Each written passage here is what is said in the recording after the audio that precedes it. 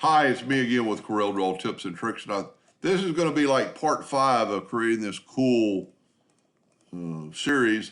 My mathematical guru came up with something similar to this, and I couldn't figure out how he did it, so he sent me a detailed information in the video. I'm much more visual than he is. He can write it down. I can't understand. But anyway, if you didn't watch, you need to watch parts 1 and 2, how to get to this equilateral triangle, I guess is what it'd be called. Then I'm going to left click and right click. I'm going to stand it up on edge because I just find it easier to do that. Then here's the key. Take a 2-point line and draw it from that node to that node, and that line is separate. So now we can actually get the twirl tool and twirl that line just a little bit. And here's the key.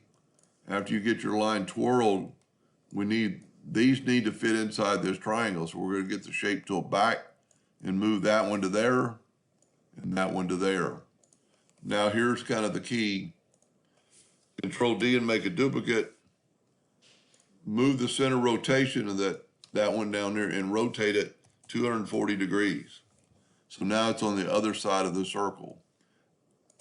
I'm just going to take the virtual segment delete key and delete these other lines that we do not need.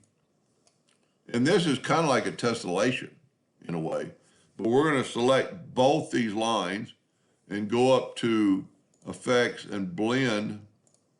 We're going to blend it a little bit less this time, maybe 15. And there's your part.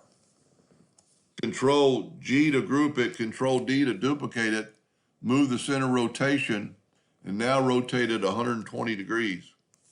Control D, and you get that. Now, I think the more lines are, the better. So let's back up here and just do it one more time.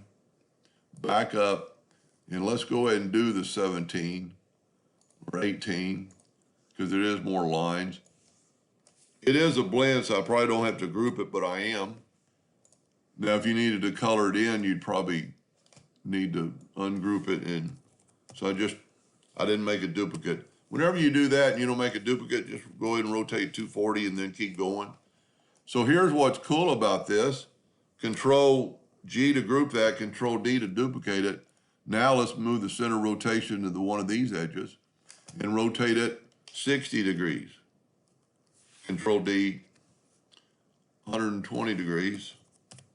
Control D, Control D, Control D. That is a pretty cool pattern effect, and I thank my math guru for showing me how to do it so I can show everybody else how to do it.